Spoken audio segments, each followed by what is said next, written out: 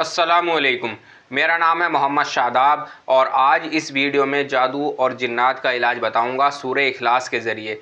जिस शख्स ने सूरह इखलास की ज़कात अदा कर रखी है, सूरह इखलास की चाहे ज़कात कबीरा अदा कर रखी हो या ज़कात सगीरा अदा कर रखी हो या बहरहाल सूरह इखलास उसके मामूल में हो, तो इंशाअल्लाह वो शख्स भी जादू और जिन्नात का इलाज कर सकता है। बाज़ शख्स इस तरह से करते हैं कि सूरह इखलास उनके मामूल में है और वो जिन्नात और शयातीन के इलाज करना शुरू कर देते हैं। अगर किसी शख्स के मामूल में सूरह इखलास है तो उसके लिए ज़रूरी है कि वो सूरह इखलास के नक्श की भी ज़कात अदा कर ले तो बेहतर है। वो चाहे नक्श मुरब्बा की ज़कात अदा करे या नक्श मुसल्लस की ज़कात अदा करे, लेकिन किसी न किसी नक्श की ज़कात ज़रूर अदा कर ले। आतिशी, बादी, आबी, खाकी 4 अनासिर के तावीज़ होते हैं, इनमें से किसी न किसी एक नक्श की ज़कात ज़रूर अदा कर ले तो उसको फ़ायदा होगा।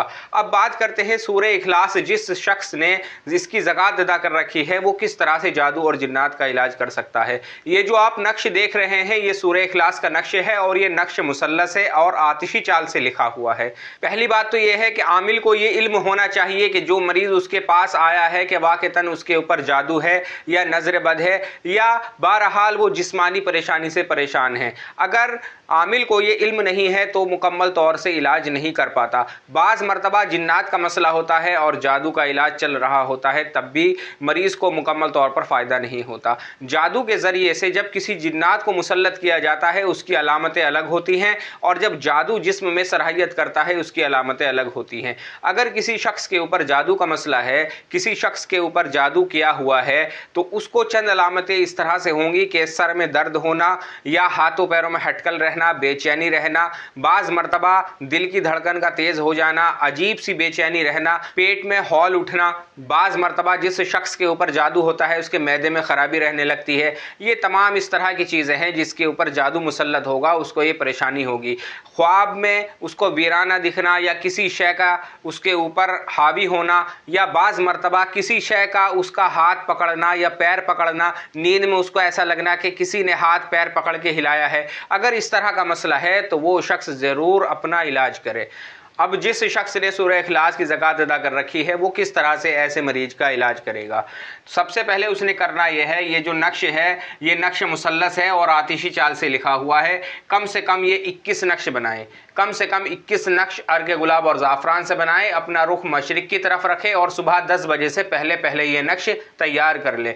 21 नक्श बनाने के बाद एक नक्श के नीचे फ़ला बिन फ़ला लिख करके मरीज़ का नाम, मरीज़ की माँ का नाम लिख करके उसके गले में पहना दे और बाकी के 20 नक्श रोज़ाना एक नक्श पीता रहे।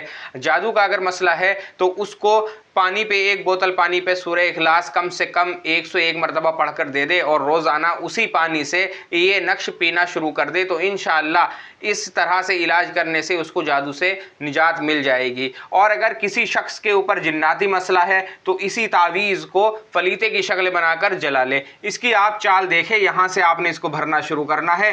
330, 331, 332, 333, 334, 335, 336, 337, 338, इस तरह से ये नक्श मुसल्लस आतिशी चाल से भरा जाएगा। जिसके ऊपर जिन्नात का मसला है उसको ये फलीते बनाकर दे दे तो इंशाअल्लाह जिन्नात चाहे सालों पुराना हो वो भी ख़त्म हो जाएगा। ये मुजर्रब अमल है। सूरह इखलास से जो शख्स इलाज करना चाहता है वो इस तरह से इलाज कर सकता है।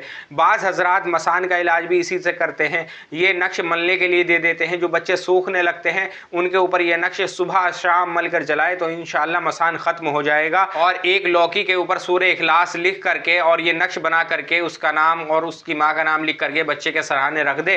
जैसे जैसे वो लौकी सूखती जाएगी इसी तरह से मसान ख़त्म हो जाएगा। ये मुजर्रब तरीका है। और तरीके इंशाअल्लाह आने वाली वीडियो में बताऊंगा। और किसी ताल्लुक़ से आपका कोई सवाल है तो आप मेरे व्हाट्सएप नंबर पर मुझसे रब्ता करें या मुझे कमेंट करें। अस्सलामु अलैकुम।